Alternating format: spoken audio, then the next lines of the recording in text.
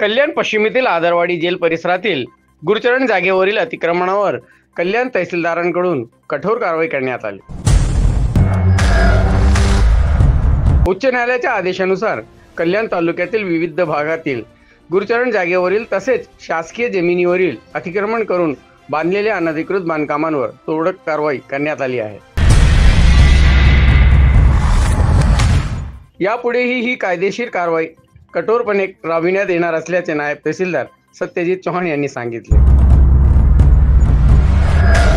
सदर कारवाईत कल्याण डोंबिवली महानगरपालिकेचा संबंधित अधिकारी आणि कर्मचारी तसेच पोलीस प्रशासन यांचाही सहभाग होता।